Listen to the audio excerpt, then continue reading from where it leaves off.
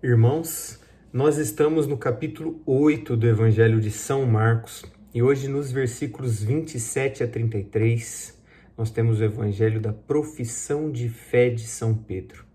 Jesus pergunta aos seus discípulos: "E vós, quem dizeis que eu sou?" Então Pedro respondeu: "Tu és o Messias." E nós sabemos que esse evangelho está bem resumido, por exemplo, em relação ao evangelho de São Mateus. Por quê? Porque é característico dos santos a virtude da humildade, da modéstia. E nós sabemos que o evangelho de São Marcos, segundo a tradição, foi transmitido pelo próprio São Pedro. Então, ele não quis mencionar e narrar a felicidade. Jesus que exultou de alegria diante da profissão de fé de Pedro. Ficou muito feliz com esse ato de fé. Não, foi omitido, ele é mais resumido este evangelho. Mas nós sabemos pelo evangelho de São Mateus a felicidade de Jesus diante desse ato de fé.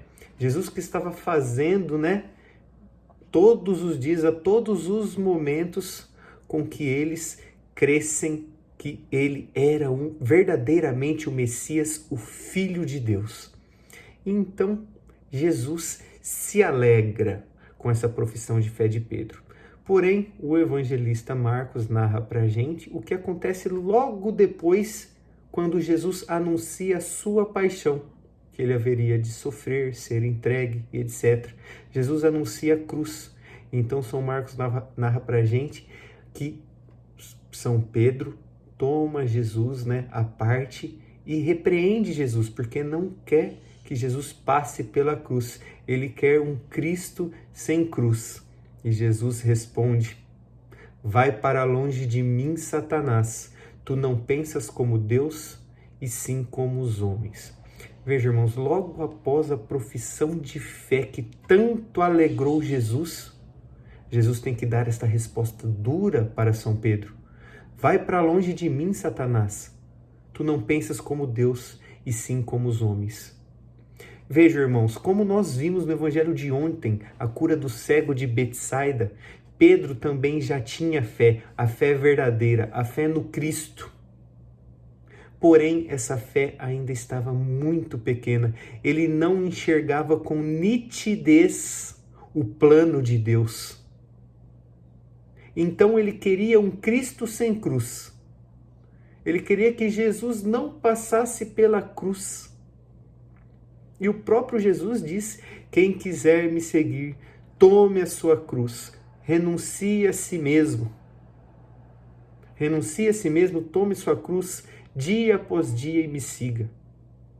Não existe Cristo sem cruz. Não existe cristianismo sem cruz. Irmãos, nós precisamos tomar as nossas cruzes todos os dias, renunciarmos a nós mesmos todos os dias, às nossas vontades, aos nossos caprichos, para querer para nós a vontade de Deus, e assim nos tornamos verdadeiros seguidores de nosso Senhor. Convertidos, homens novos. É isso que Jesus veio fazer. Ele veio para nos salvar. Ele veio para que nós nos convertêssemos, saíssemos das trevas. Ele veio tirar a gente das garras de Satanás para nos conduzir, se Deus quiser, para a ressurreição dos justos, quando um dia ressuscitaremos e entraremos na glória dos céus, se assim for a vontade de Deus. Então, não basta que nós professemos a nossa fé. Sim, eu reconheço, Jesus é o Cristo, é o Filho de Deus, que se fez homem e veio e entregou-se à morte na cruz por amor a mim, para me salvar, para nos salvar.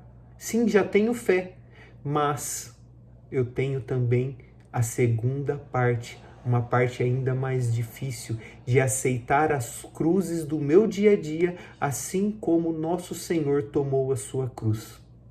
De aceitar o sofrimento, de aceitar as maldades, por amor a Deus. Jesus, Ele quer que nós nos unamos a Ele, mas nós precisamos nos unir também no sofrimento. Também estarmos com Jesus diante das dificuldades, diante das provações. diante das nossas cruzes, porque não existe catolicismo sem cruz. A cruz é regra, ela não é exceção.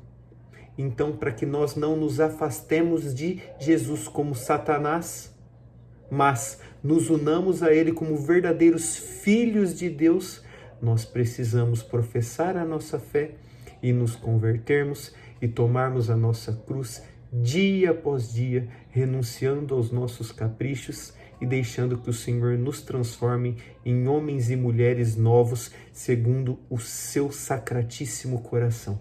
Peçamos ao Senhor que transforme o nosso coração para que nós possamos enxergar com nitidez o plano de Deus para a nossa vida. Um dia ressuscitarmos após as nossas cruzes aqui na terra, ressuscitarmos e contemplarmos o Senhor no alto céu. Amém.